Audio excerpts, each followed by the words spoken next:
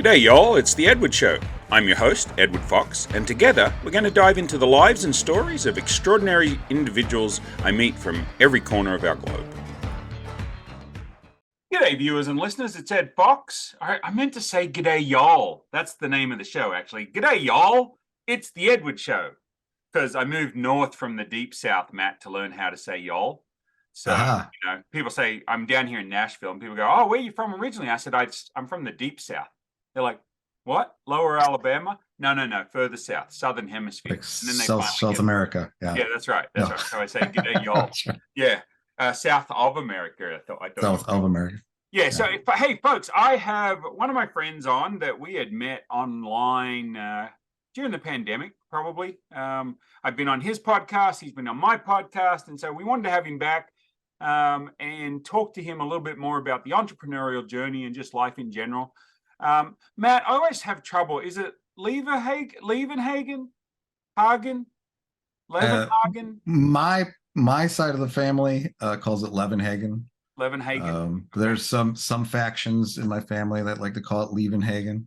Okay. I'm sure somewhere in the world it's Levenhagen, Häagen-Dazs. Yeah, exactly. It'd be good if it was Häagen-Dazs. I want you to ship me some ice cream, man. I always tell people when I'm like, if they're having trouble pronouncing it or something, so it's kind of like Copenhagen, except with 11 in front of it. That's how I said it all my life. Do they know where Copenhagen is? No, I don't know. I had somebody at a dinner party it was about 10 years ago. Well, actually, no, it's probably 20 years ago now because we didn't have smartphones. So it was before 2004, 2007, somewhere in there. And he assured me, he said, did you know that Albert Einstein was from Australia? I said, Albert Einstein was not from Australia. He said, yes, I read it in the World Book Encyclopedia. He's from Australia. I said, you're putting an L in there that's not there. He's from Austria. The guy's like, no, it's Australia. I'm like, dude, I think we would know if Albert Einstein was from Australia. Anyway, so so sometimes I've been asked if Australia is anywhere near Germany, like where in Europe is Australia? I'm like, not in Europe. Not in Europe. So anyway, it's funny. We love playing the geography game when we're traveling. So because I can beat just about anybody in the geography game, especially if we do like world capitals, and they've got to be in alphabetical order, right? So if they say one that starts with A and ends with Y, then you've got to try and come up with some geography, not necessarily a capital, but geography that starts with Y, right? So you get things like Yucatan Peninsula and, the Yellow River in China or, things like that. And my kids are like, you're a ninth grade dropout. How do you pull this out of your butt? I love to read. Yeah, reading. Yeah. Think about it. You probably graduated college, right? Did you graduate? I never actually. I went to a lot of it. Okay. never actually finished. I've been on a college. I kept getting distracted. I've been on a college campus. Does that count? I don't know. Yeah. I'm a ninth grade dropout, so I finished ninth grade and then said I'm not going back because I'm the smartest 15-year-old I know. So, but so it's funny to me. You get educated, right? You pay for your education wherever you go. Your entrepreneurial journey, just like I think a lot of our entrepreneurial journeys are ones that, man, you have spent a lot of money on your education because you've made mistakes. It's blown up, right? Yeah. So give us an overview of who Matt is, just for my viewers or listeners that have not heard us talk before. What is Matt? Who is Matt? We don't have to go real deep there. Yeah, we don't go real deep. There's no sofa. I'll glance over it because I can go into the weeds very easily. Sure. So I come from a small town, Wisconsin, middle of Wisconsin, Beaver Dam, and migrated to Milwaukee at some point.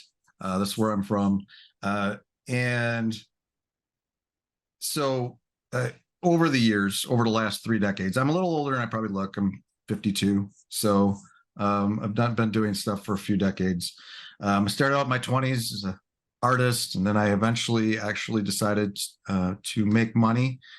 So not be a struggling artist anymore. I ended up getting into business, insurance business for a while, insurance agency. I was an insurance agent for about a decade. Discovered the internet in the early 2000s. Went into that realm and did affiliate marketing, pay-per-click, advertising, internet marketing, all kinds of stuff. Right. Had my own digital products.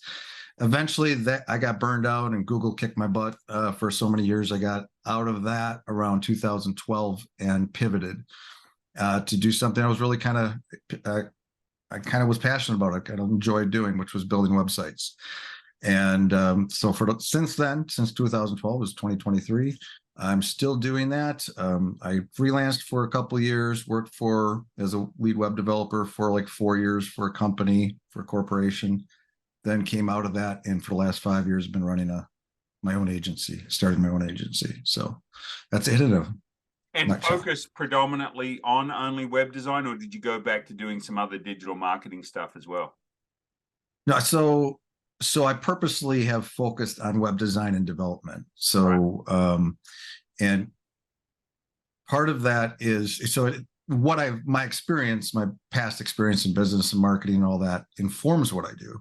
Right. I work with a lot of, like, we partner with other digital marketing agencies, advertising agencies or whatever, and help their teams and help their clients. And so that, and even other direct clients and stuff, it helps because I'm able to talk their talk and understand what they need, and just understand the web as a whole is a good foundation there. And so it helps. But yeah, I purposely, part of the reason is because I'm going after those digital marketing agencies. I need to compete with them on the marketing side. They're probably talk to you a little bit easier if you're just a web design development agency. But also that's just kind of the core of what I enjoy doing. That and WordPress, we dig deeper. I like that sort of stuff too. So let me ask you, do you have a particular segment that you like working with? I know as a web developer, you can work with a lot of different businesses, nonprofits, organizations, that sort of stuff. But is there a niche? What do you say up in your neck of woods? Niche or niche? Niche. Niche. Yeah, niche. Okay. So do you, I mean, just because you like working on a particular niche doesn't mean that that's the only one you work on. But is there anything that you think that you just enjoy? So because we work with a number of agencies and they kind of have their niches or not. Right. So some of the agencies we partner with sort of get a lot of things, but there's always this theme. Like one of our larger agencies we do a lot of work for, they get a lot of manufacturers. There's a lot of e-commerce, and we do a lot of the back end stuff for them. One of our agents. Sorry, I was going to say, I would think that one of the fun things to do is that you see so much different stuff.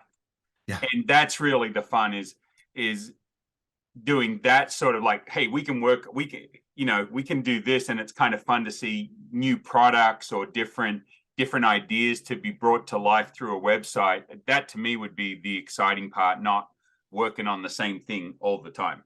Right. So yeah, some agencies, even some of our partners, they're kind of on rails. This is what they do. They're like going after like one of our partners goes after HVAC, another entertainment, and that's their thing. They're really good at it. They're how I position myself though is we kind of fill in those gaps with do the custom stuff and can do stuff outside of those rails.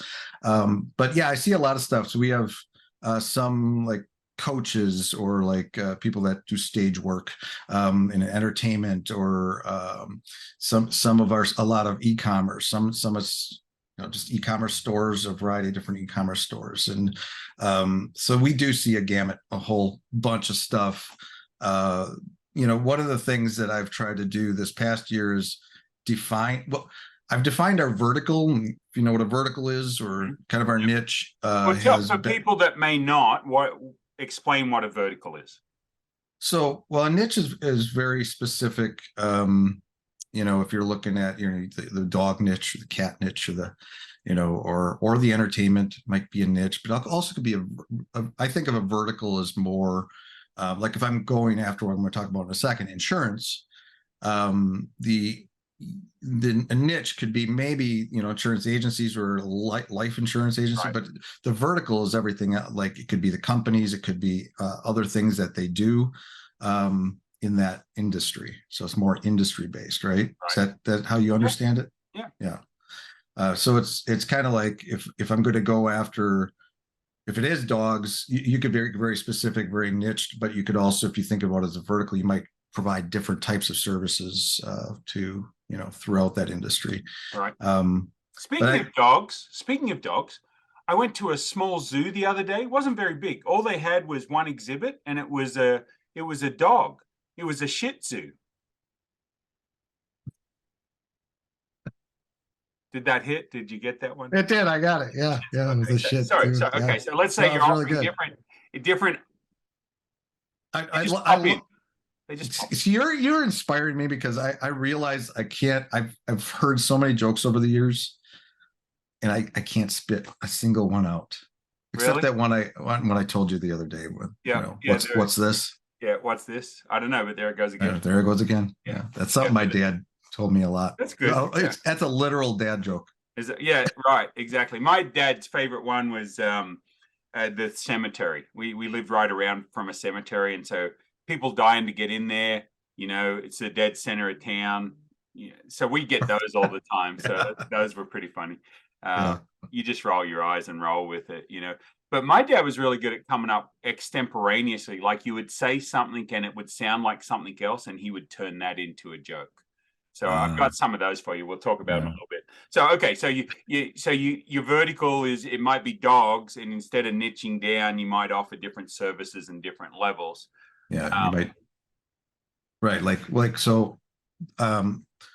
This past year, I just somebody talked me into, finally. I had thought about it for a while, is to get into the insurance niche. As I said earlier, I was in insurance for quite a few years, so now I do web design development. But I understand insurance people, what they need, what they, what they're, what they're interested in, and so that, you can look at that as, I think insurance.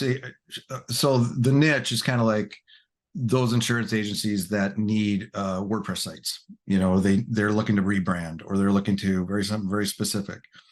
But now we may think, once we do that, and once we start doing those and get some feedback and start working with them, we might be able to then start thinking about giving some back end services, or like Office, some other types of services within that.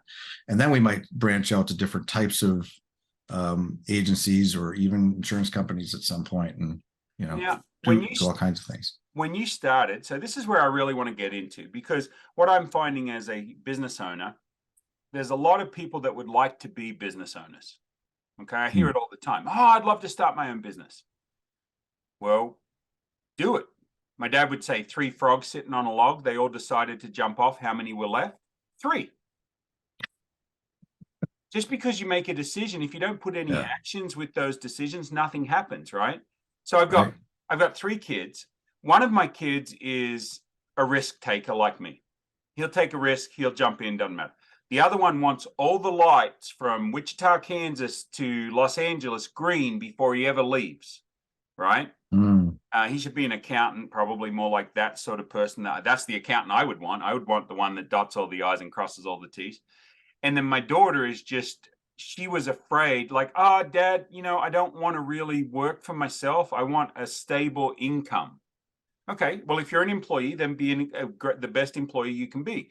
But honey, you want to get up at the crack of noon, you want to work for 3 hours, then you want to nap, then you want to go drinking with some friends, and then you want to work at midnight. Nobody's going to pay you to do that but yourself. Right. So the difference, right? So the difference between people. So what I really want to ask you about is, I'm sure there's been highs and there's been lows in your business journey, and it ain't all it ain't all peaches and cream, or I don't know what sort of saying you would have, cheese and beer. It ain't all cheese and beer. Is that Wisconsin? Is that? Sure. Yeah. Yep. Cheese heads, cheese hats. That's right. Packers. So, I talk to people all the time. They think, oh, I want to start a business, but how do you guarantee that it's going to work? And I just start laughing. What would be your answer? Matt, I want to start a business. How do I guarantee it's going to work? You don't guarantee it's going to work. You just get started. Right. Um, yeah. So, and there's different ways. It depends on the business, right? I mean, I tend to gravitate to things that are lower risk in that for the entry. Like I'm not getting funding. I'm not starting a multi-million-dollar business day one, right? I'm not getting myself in major debt or all that stuff. Pretty much everything I've done uh, throughout all the different various businesses I've done over the years, it's been bootstrapped. It's been something where I've been able to start myself and then grow. Right. Um, and then there you talk about pitfalls and stuff. There's again, it depends on the type of business and your background. So one of the big lessons I learned early on and things I wish that I would have done differently when you look back at that failure that you had. I'll give you an example. So in the early 2000s, I was still doing some insurance and stuff, but I decided I wasn't making as much money as I wanted to make.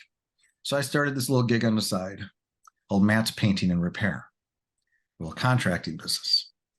Make some extra money on the weekends, maybe in the evenings. And I started doing that. I started actually doing really well. Placed a little ad in the newspaper, and I was like 3 months deep. Back when it And worked, placing an ad. yeah. I was in it, in the journal here. Milwaukee area is pretty decent market, and and I was getting calls like crazy. And I was focused on painting and drywall repair and those type of things. And so I quit. I was actually a partner in an agency, and I decided to quit because I wanted to go. There were some other reasons too, but I decided to go in this new direction. And I'm going into an industry, into a business I really don't know much about.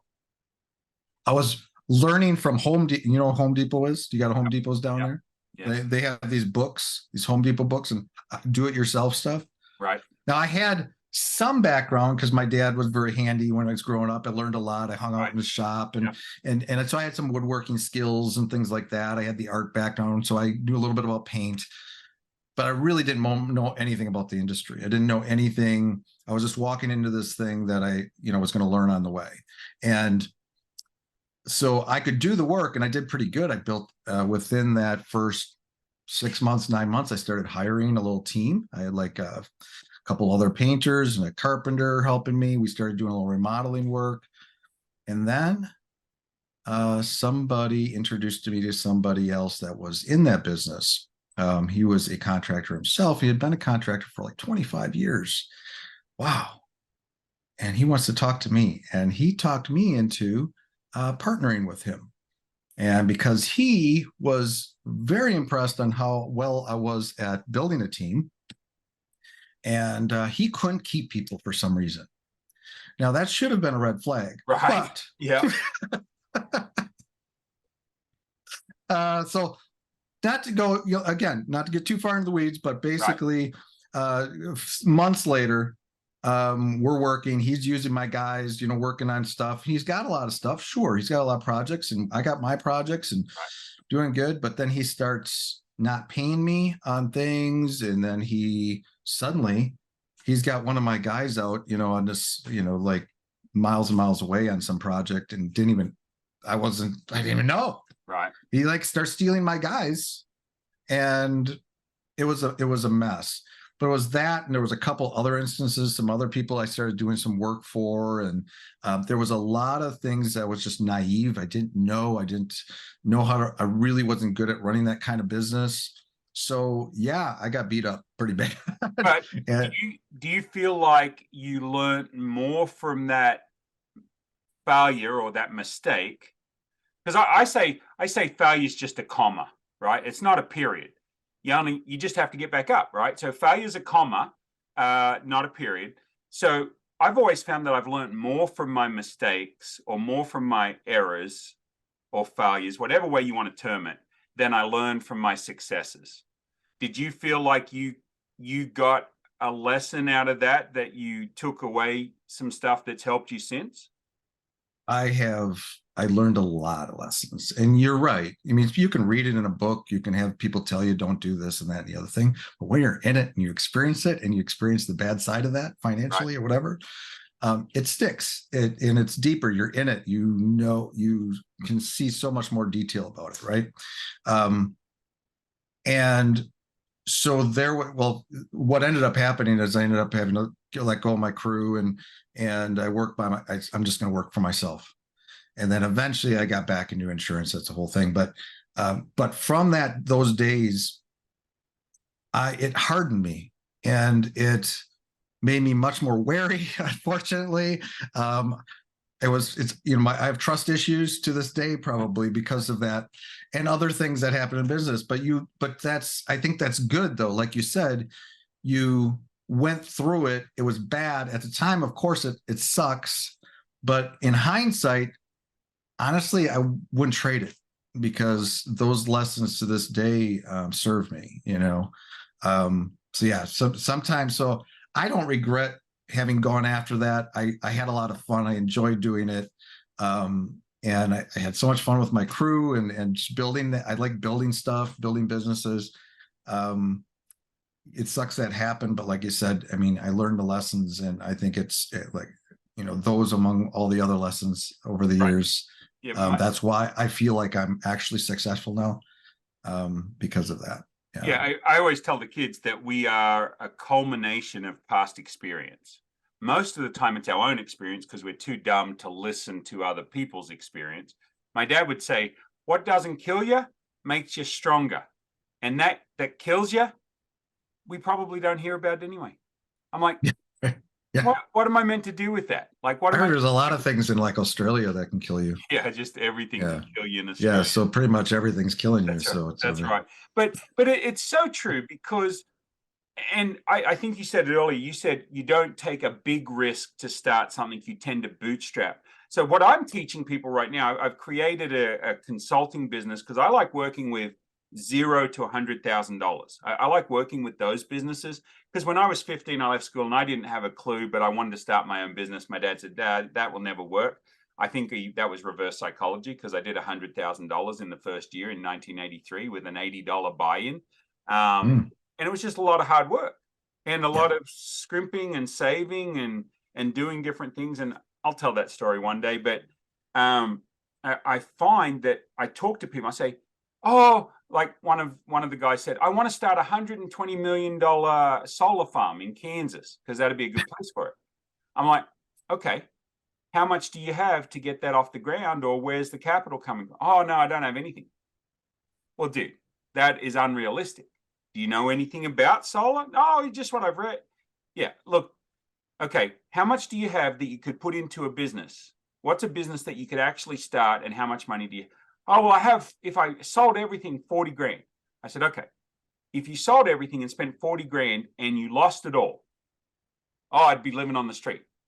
"Well, then do you really want to put in 40 grand? I said, "Look, what I suggest to people is start a business where whatever you could lose, it's like going to Vegas, right? If you're going to, I'm not a gambler, but I'm a gambler on businesses. If you're going to go to Vegas and you're going to spend, make sure it's money that you can afford to lose, not money that you can't afford to lose." Are you of that opinion too? Yeah. I think, who was it? Was it Gary Vee? Somebody like that out there, somebody might know him. But he talks about that a little bit. Like, he takes risks and he fails every day, but he's not losing the farm. Like, he's not losing the whole thing. He takes calculated risks. And yeah, I mean, there's been times over the years where I've pushed it too far. That contracting business was one of them, because I really got excited and I wanted to put everything into this, and things on credit cards and all that good stuff. So that was another lesson. But yes, I think, well, you have to also know where you are in your life. If you got a family to take care of, and you've got more to lose that way, right? And if others are relying on you. Luckily, I've had a stable wife all these years that has a good job and has been the rock. Yeah. Normally, Yeah. there's one of the spouses that is the consistent, and then there's the risk taker. And Yeah, sometimes it's the men, and sometimes it's the women. You just there's a lot of times over the years where she says, "Can't you just go get a real job?" Real job. Yeah. You want to kill me? You want to kill me? Like, I'll get a real job, but it'll kill me. Yeah. Yeah.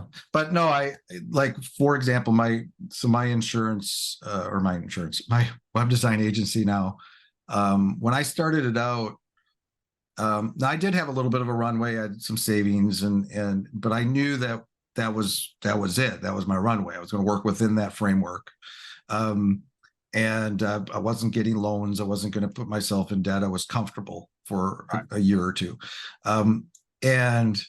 But even through that, when I first started out, I didn't go out and just hire a team right away and invest in all this stuff.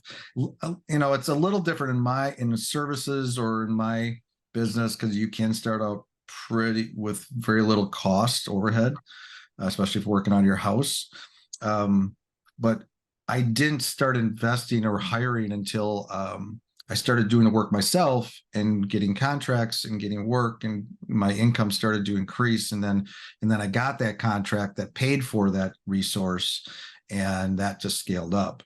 And now I got like 8 full-time employees and, a couple part-timers, and doing pretty well. But that happened over a couple of years, and it happened only as I had the money. I didn't go out and, ask for a loan from somebody to make that happen. So I'm a big believer in that, especially I feel like, again, it's your life. When you're young in your 20s, risk it all. Who cares? That's a great point. That is a great point. Yeah, if you're under 30, if you don't have a kid on the way or something, and you're comfortable, maybe you have a spouse and he or she or they are comfortable with what you're doing, go for it, because you can rebuild it. You can rebuild. I mean, shoot, I've lost a lot, I made a lot, I've lost a lot, and I'm back to trying to make a lot, right? Yeah.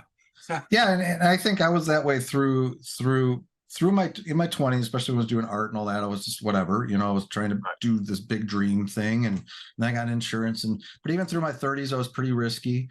I think it was probably when I hit 40, 41, 42, when I realized that I need to learn a craft, something that I know that I can. And that's kind of what I leveraged. Like, I knew I could do this and do that work for other people, because there's a demand for it. I was going into an industry. I knew I could build websites. People need websites. Right. I could do it myself. I could work for somebody else, and did for a few years. But then it could grow into something more, and I could, build an agency. But but at that point in my life, and even now, especially with this agency, I feel like this is my last hurrah. Like, I don't have time to take deep risks like I did in my 20s and 30s.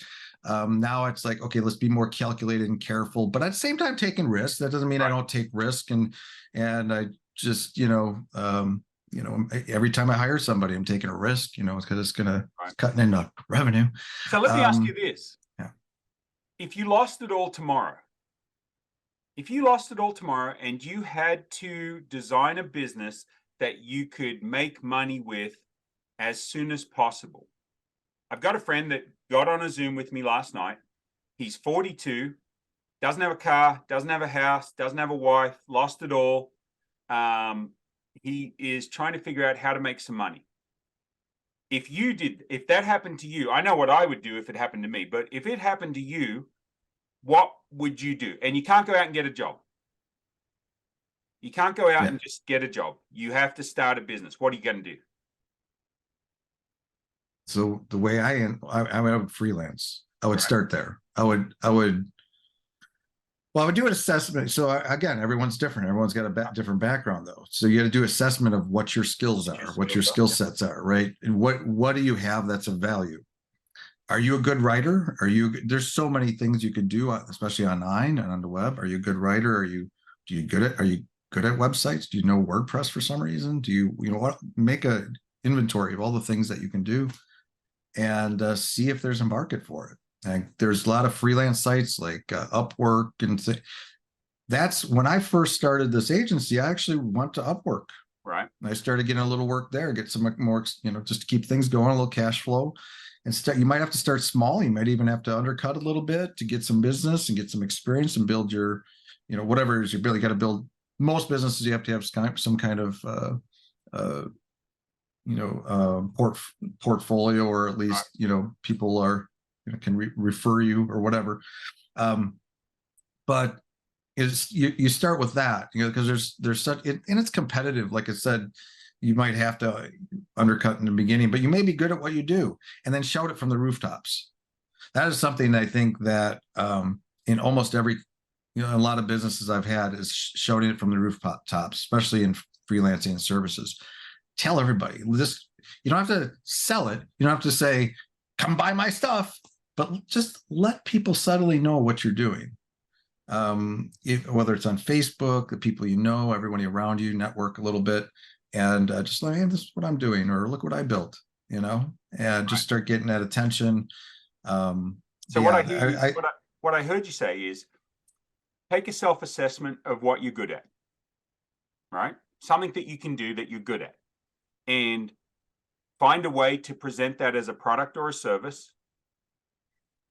Don't go borrow money to start a business or whatever. Just start bootstrapping.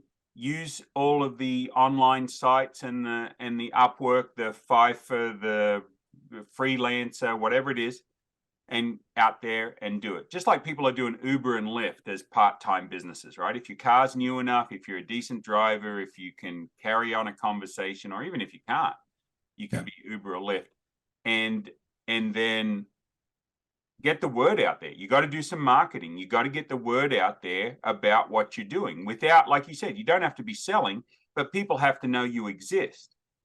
If you're a dog walker, go on. Like in social media too, like LinkedIn especially, it's obviously it's different for everybody, right, different businesses, but for LinkedIn, that's been huge for us. Yep. And a lot of our larger contracts and clients or partners came from LinkedIn just because we were active on LinkedIn. Right. I cared about my profile. I built my profile, and I started posting regularly, and you might have to do that yourself at first. It's really hard at first because you're going to wear all the hats. Now I have help with that, but and that's part of shouting it, just getting it out there, let everybody know, and finding every opportunity and you may have to talk about Uber or Lyft or whatever. You may have to do something else while you're building it. I mean, you may have to take what you can get. Like even in the beginning of this agency, I was doing a lot of different things I probably didn't want to be doing, but I took it because you weren't making $100,000 the day you opened the agency. No. Like, don't all business owners make millions of dollars, like, and have big buckets from of money? Day one? Yeah. No. You have to fight for it. You have to be scrappy and try different things. And in the beginning, I would take, like I said, I was on Upwork, but I was also getting some referral work, and I was this and that. I was taking whatever I could get just to get the experience and talk about it. But yeah, it was, but the first, I didn't, cross the six figures until like year 3. Did you ever have an employee that you had to pay and you didn't have enough money left over to pay yourself? Or have you never had to deal with that? Not in this instance. Right.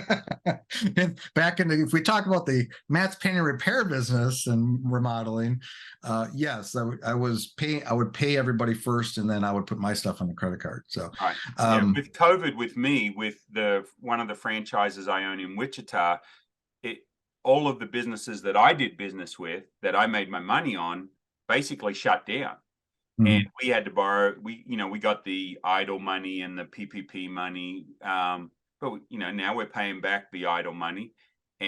But I was making enough money to pay my employee and cover my overhead, but I wasn't getting a check. Yeah, that's what happens. That's what happens. And you can find yourself in that situation. It's very, very rough.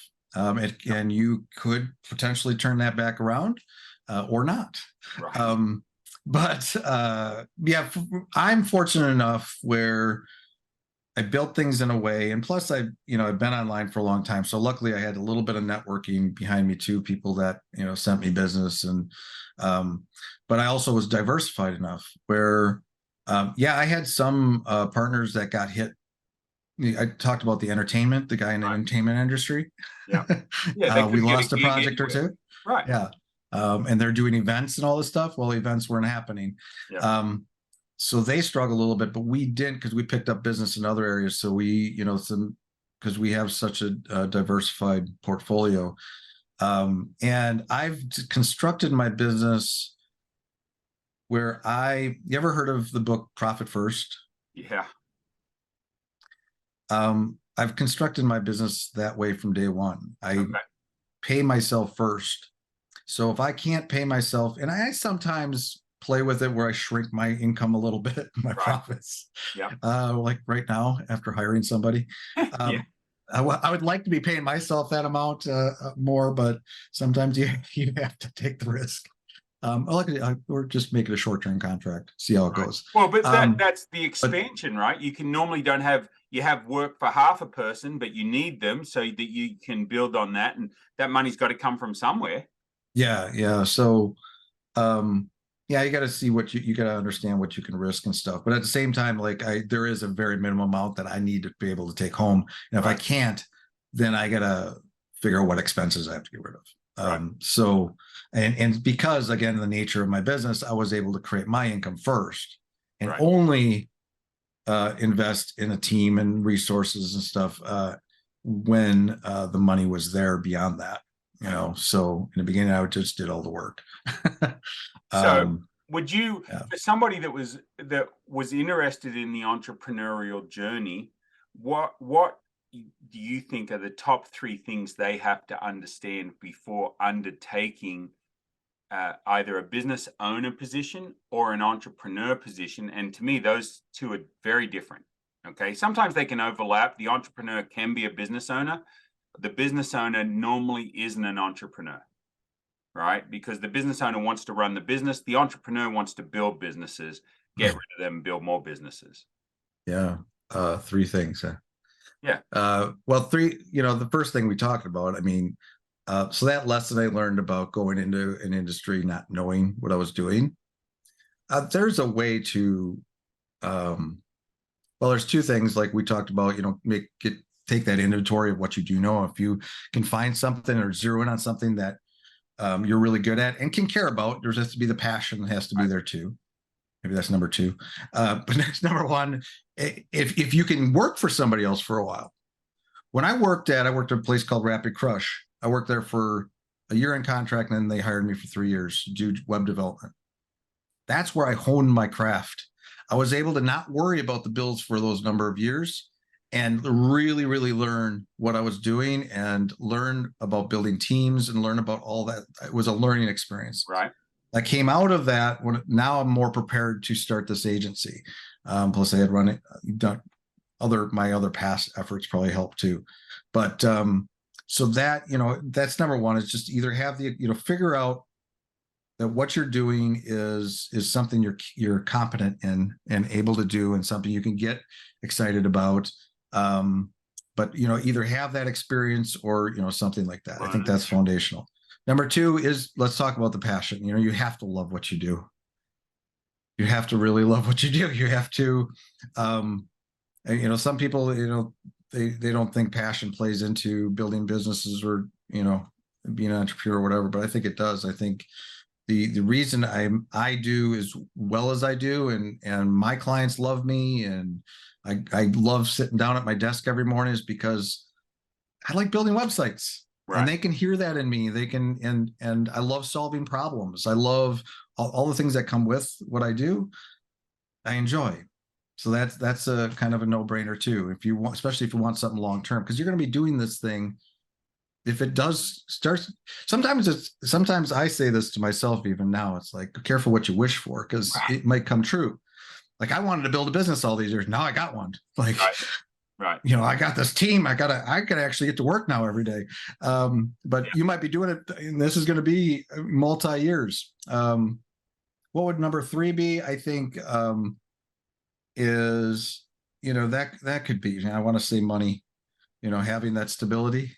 But I think number three is, and maybe this plays into entrepreneurship too a little bit, and is to have have a flexible mindset, like with what you're doing. Because what you start out doing, this is especially true in tech. What you start out doing in 3 years, 5 years may look completely different. Right.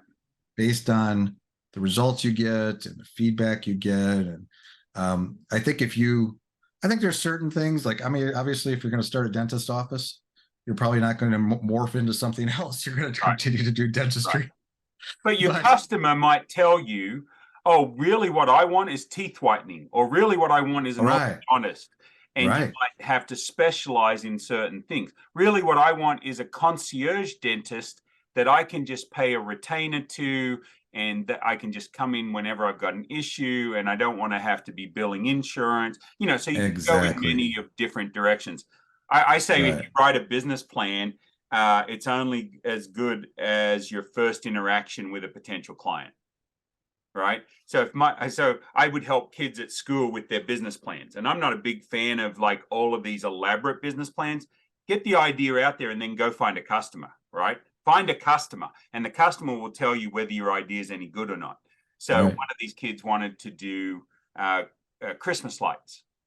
I said, okay, so what about when you're not doing Christmas lights? Like that's only a small portion of the year. What are you going to do the rest of the year?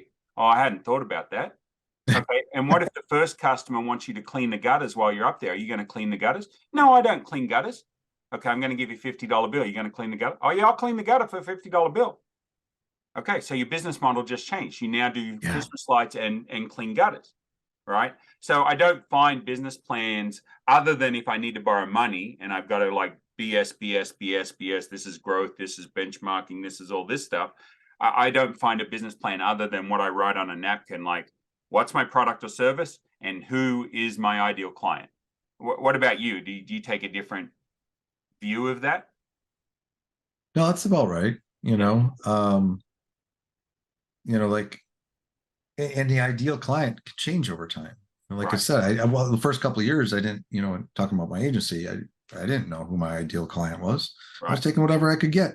Right. And I had to figure that out. That had to gel. That I had to figure out, and listen, what's their pain points, and ask questions, and figure out what I could solve for them. What was I uniquely qualified to solve for them? I knew I had, when I going into the business, I knew I had a craft, right? I knew I like building websites. We like Right. WordPress. We like doing this stuff. That's, everyone, a lot of people can do that, but it's figuring out what, kind of what your flavor of that is and who, like you say, who your ideal client is eventually. I thought, well, I get along really well with digital marketing agencies and the people at these agencies, and I get them, they get me, and they have problems I can solve.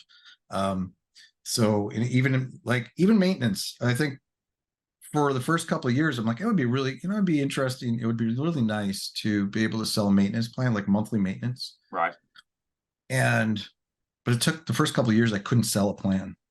And I was like, imagine if I could sell a $300 plan, $300 a month, reoccurring. I like reoccurring income. That's one of my things. I really like that because it, kind of forms a nice base. And, but I couldn't get it going. And then one day I got a referral, and that referral turned into a $5,000 per month maintenance contract. Number one, it blew my mind because I was thinking 300 and this was 5. And it woke me up. I said, this is my ideal client now. Right. Right. Exactly. Let me replicate this. And number one, it opened my eyes again. It's that experience of kind of going into something you're learning as you go, and as you just try things and do things, and then once in a while, something like that, like the teeth whitening or whatever, like, right. there's a demand for that. Right. Maybe it's not even what you thought. Maybe you could. I mean, it was a different kind of maintenance plan. It was more robust, Right. but it was for a larger e-commerce situation. Well, interesting. Sorry, go on. No, go ahead. Yeah. I was going to say it's interesting. I find that you either have these people that want to start a business, and they start a business and they don't know how to price, right? They think that they undervalue themselves. More often than not, I find with small business owners, they undervalue. I'm working with a handyman right now. He's charging about $35 an hour. He needs to be charging $100 an hour. He's in one of the richest areas of Middle Tennessee. And he's like, yeah, but all I need is this. Hang on, you're telling me that the car's breaking down, you need a new computer, the kids need braces, and you don't have the money for it. You're charging $35 an hour. Everybody else is charging $100 an hour. Yeah, but I think this is fair. But they're paying $100 an hour. Yeah. If you've got Well, people that you want to help, then go help them for free, but charge those of us that can afford it the $100 an hour, because that's what we're yeah. paying everybody else. That's what you're worth. Well, And that see that right, and well, that see that how I landed at the 5 was just short of 5, so like 4,800. So let me be totally truthful and transparent in this. But I landed there because I like to think of things from a value pricing too. This was a very valuable, more valuable than somebody that just has a little blog that's not making any money. Right. But you're right. So as you were saying that though, and I needed to interrupt you because I think that could be number 4. There's probably lots of numbers. We could do probably a list of 100. But pricing is huge, and that is something. Even in my arc of becoming a freelancer and doing web development design through this agency, I started out, I was so low, and I justified it because I'm not very good. I got to learn yet. I got to take what I can get. But when I came out of that, when I was working, I came out to start this agency, I knew day one, I'm like, I am not going to lowball things. I'm going to be at this rate. This is what I'm valued at. But the funny thing is, now I don't only do hourly, but from an hour, I do hourly stuff. But the funny thing is, I came out and I set a $40 per hour. I'm like, I'm not going below $40 per hour. And then I started getting that pretty easily. And so I raised it up to 60. Right. And I even, some clients, this is my new rate. And I started getting that. Then I'm up to 80. So it's I realized that I like the maintenance thing where I was thinking, $300, maybe $5. Sometimes your concept of what people will actually pay for what you're providing is completely warped. You have no context at all what people actually. Yeah. Go ahead. Well, I was going to say, because of what they actually are used to paying and what they need and what they value it at, right? Yeah. And then on the other side, I have a young guy that's a decent photographer, but he charges a $500 session fee and $100 a photo. And it's too much. He is probably in the $50 session fee and the $50 a photo session. I mean, I've paid a $500 session fee and $100 for headshots. I've done that. My favorite headshot was shot by a guy that just came into my coffee shop, and that's the one up here. I turned it into a cartoon. Oh yeah.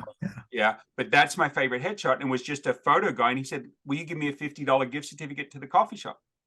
Yes. I liked your car pictures. And so I had 3 professional photographers, and the one I liked was the guy that was the cheapest. He could charge a lot more, but headshots weren't his thing. Cars were his thing. Great guy. So this young kid, he wants to charge this premium price. I'm worth it. Well, dude, your photos are crap. Like, I mean, they're not that level yet. Right. I can see, but you're not there yet. And so I find more often than not, they undercharge. I don't find often that they overcharge. I don't want to break his spirit, but I also he's like, I'm not making any money. Well, dude, I can take these with my phone. It's hard. It's hard, coming from this, my background too, and being in that situation where you're desperate for money, or you have to make money. You have to make this work. And you are so afraid of losing somebody by overpricing. Right. That it's very easy to be like, I hear that I should charge more. I hear that, but I don't want to lose this. I'd rather do it for $200 than say $2,000 and lose it. Right. So this is what I learned on. I was 15 years old. So my background is actually a 8.5 by 11 sheet of paper. We used to have a video shop, a general store video shop that I started in '83. And my folks joined me in 84, 85, 86. That we built it up to like $500,000. So I came up with the idea, we were losing our video covers with our video rental store.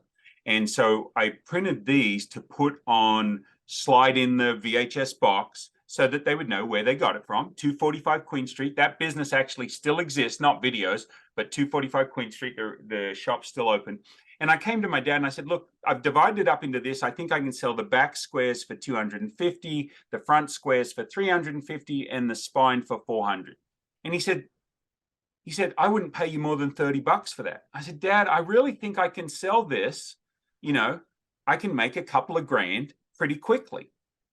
I go to the printer. He says, yeah, I can do these for you. He says, how about you give me video rentals instead of paying me cash? That's where I started bartering.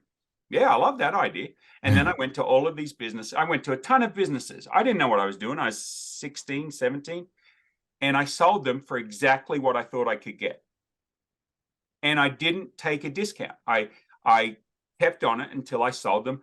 And so if we did the math, I think that's like 3, 6, 7, 14, 4, and another 1,000. So that's 2,400 or something. My cost on it was all done on barter. So it was only my time. So I walked away with $2,400. And I did this for 2 years. And my dad thought it was worth a couple of $100. Yeah. Who was right? Maybe we both were. It might only be worth a couple hundred, but you right sold it because you're so good at selling. If I believe in it, right? If I believe in it, I'm good at selling because I think I'm bringing you value. But we put out 20,000 movie rentals in a year. Yeah. So 20,000 movie rentals that everybody looked at the box, because what are you doing while you're waiting for the video VHS to rewind before you take it out? You're looking at the box. And most of us used to put it on top of the VCR player. And so Boyd, Boland, Ford, who was my first guys that I signed, they're like, that's a no-brainer. You're going to have 4 or 5 videos, because we all rent 4 or 5 movies and sit them on top of the VCR. And then our equivalent of Blockbuster ripped it off and used it and did something different. And I couldn't copyright it. I couldn't trademark it. I couldn't do that. And they did it cheaper, and they were renting more movies than us.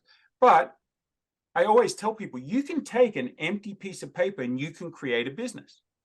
I created a $2,400 business for a 16, 17-year-old that I could do year after year after year until videos went away, right? I could have kept doing that, but I could have branched out into other marketing stuff. We see this sort of marketing stuff all the time. Why not go to your local restaurant and say, hey, if I supply you with placemats, can I sell advertising? Like, I'm just trying to get a foot in the door. Can I sell like little business card size ads and give you 50% or something? Why not? Get them printed in China or South Korea, shipped it over. Why not just write stories like you said? I can do all sorts of advertising with an 11 by 8.5 by 11 sheet of paper. So if you know what you're doing, you can start a business with nothing, especially today, right? So I'm thinking, so I'm telling this 42-year-old guy, I'm telling him the other night, I say, look, you live in a little town. You got a phone? Yeah. Is the camera decent? The audio decent? Yeah. Okay. You walk into a restaurant and you brag on that restaurant, if it's worth bragging on, and you post that to social media.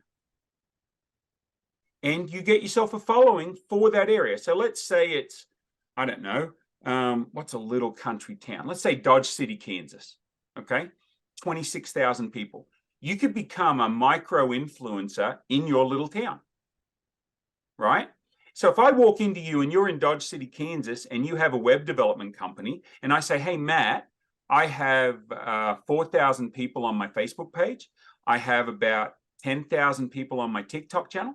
I have about 1,000 people on my YouTube, and predominantly they're within 100 miles of us. Would you be interested in sponsoring my little videos that I do for $50 or $100, whatever the market will bear, right? Matt, what do you think this is worth to you to get that exposure? What would you give me to help me get off the ground? You can use sympathy closes, right?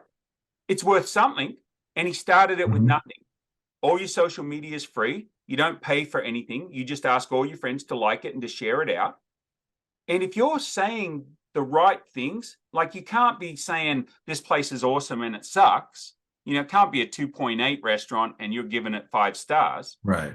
But if you're genuine and if you're authentic, anybody could do that tomorrow and be a micro influencer. Maybe if they live in St. Louis, it could be just their section, their neighborhood, or their community. If they tell the truth, and you don't have to be negative about anything, just be positive. Just be positive about the place you got the oil change, positive about the dog park that you walk your dogs at, be positive about the restaurant that you eat at, be positive about the cinema you go to, and you just start saying, hey, things to do around my neighborhood, things that I like, you're going to get a following because people want to know that stuff. That's the easiest way. If I had to make money tomorrow, I use my phone, I get on social media, I promote people, and then I ask people to pay me to have an ad at the beginning or in the middle of my reel or my story or my post. Right? Good work. Yeah. Yeah. And so that's what I'm telling this guy to do. Go out, start a podcast. Just go interview businesses in his town, just like you and I are doing now. I can do a 40-minute one on free Zoom. I've probably got a laptop, or if I don't have a laptop, I can put my phone up on a stand and I can do it on my phone. Well, you make a really good point too. You don't have to get fancy up front.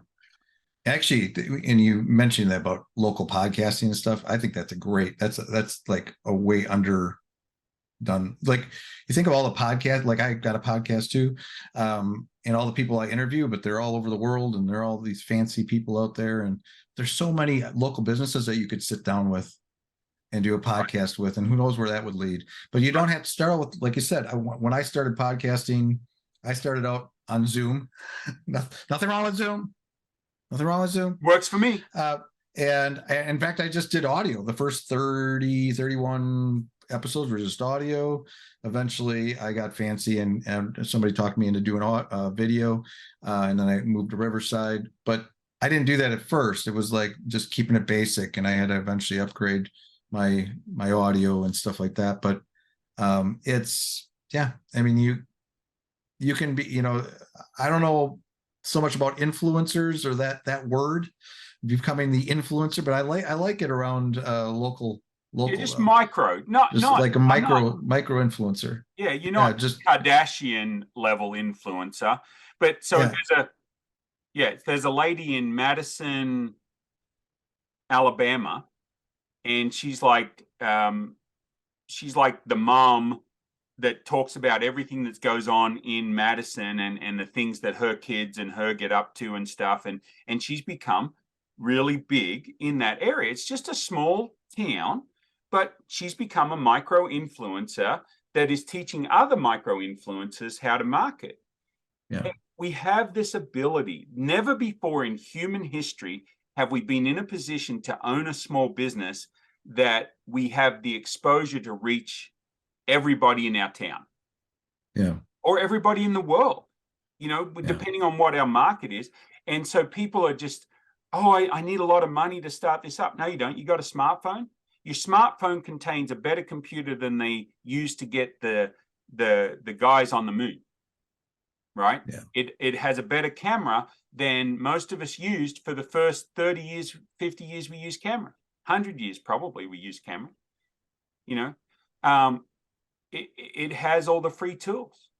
I think of Chat GPT, and a lot of people are afraid of Chat GPT, but let's say you write an 800-word blog. You write it, it's yours. You're not going to Chat GPT and asking it to write it for you, but you take that 800-word blog that maybe you're a ninth grade dropout and you're not very good at punctuation. And you take it there and you say, hey, I want you to keep the Australian voice of it for me, but can you clean it up? Like, can you put it in the right order, and can you do the punctuation? And Chat GPT will do that for you. Yes. Right? It's still you. Mm-hmm. Still you. It's just cleaned up. It's like you paid an editor. That is actually a really beautiful work use case for ChatGPT. Right. You can have, we do social media content. Sometimes I get the content, I'm like, it doesn't sound quite right, or could you use the punctuation, or there's something. I just tell ChatGPT, I just drop it in. I say, can you just clean up the grammar a little bit on this, Right. just clean this up a little bit. Don't, just tweak it, same length, everything. Yeah. And it'll spit something back. That's Yeah. probably better than any human. People are worried about plagiarism and kids using it for school. And, I remember when we went to calculators, I was just leaving school, end of ninth grade, and they were starting to want us to buy calculators. Oh, the world will end because the kids can't do math, right? Yeah. There is so much being thrown at a teenager today, even middle school, right? Middle school, high school, there's so much they need all the help they can get to be able to navigate everything that they have to contain so much more information than you and I had to deal with as at their age, that having an AI bot that can do stuff for them and do it well enough that it takes something off their plate, it's not negative, it's positive. It's how I mean, now the Terminator guy in me is worried about Skynet and at what point aren't humans needed, but that's a whole other issue, right? What I'm talking about is having AI enhanced tools that enable us to do a better job. Don't try and get AI to write the whole book for you. You got to write the book.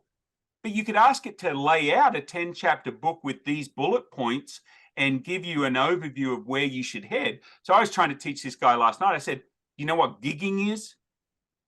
I believe gigging is capturing frogs, right? So gigging is going out and capturing frogs. And he said, I don't know what gigging is. I said, what about noodling? I said, I was watching like Curiosity Channel or something. They had guys that stick their hands down into catfish holes and like pull out catfish, right? Sticking their arms in the catfish. I said, have it lay out a 10-chapter book about what you know about. You fill in the content and then you have it clean it up. It's your book. You've just used ChatGPT as an editor. Yeah. And you can get it out on Kindle Unlimited. You can get it out on Kindle. You download Kindle Create. You can write 20 books a week. Yeah. Oh, I don't like to type. I don't like to type. No, you just go into Google Docs and you use the voice tool. You just use your phone and hit the little speaker and you say, I'm sitting at IHOP today, and I was thinking about the fact that as an Australian in America, you hit it here. So I do use it for some content and stuff. One of the things, sometimes I need something really quick, and I have the ideas in my head. It's kind of more stream of consciousness, like just get it down. These are the things, like the high points, and then I'll drop it in ChatGPT as it writes something for this, and then it just organizes it beautifully. right. But yeah, ChatGPT is there. It's such a tool. Like if you it doesn't have to write everything for you, right? But it can help you clean things up.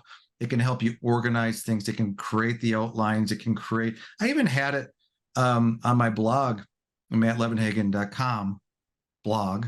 I had changed topics over the years, and I was kind of all over the place with my structure, my category structure and stuff. And I kind of pivoted to talk more about teams and processes in that intersection. And so I gave this to ChatGPT a couple months ago. I said, here's my list of categories I have right now that are a complete mess. And this is where I want my focus to be.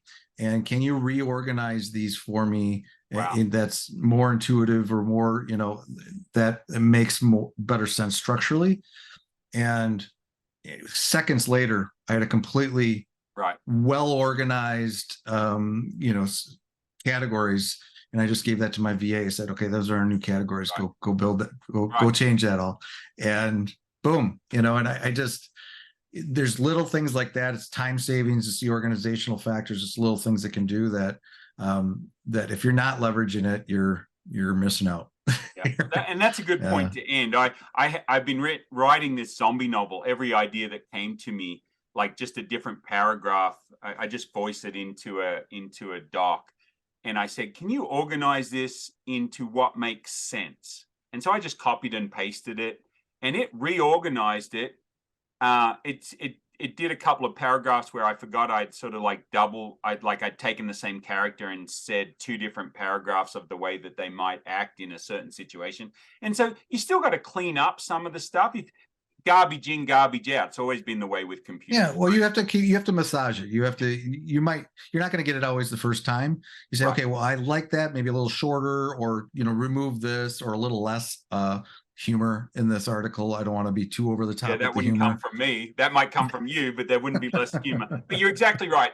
I have to run to my next appointment, so I'm going to end this here. But guys, don't be afraid of new technology. You might be listening to this on some piece of equipment that didn't even exist when we recorded this in 2023. Who knew? Who knew about Zoom before COVID?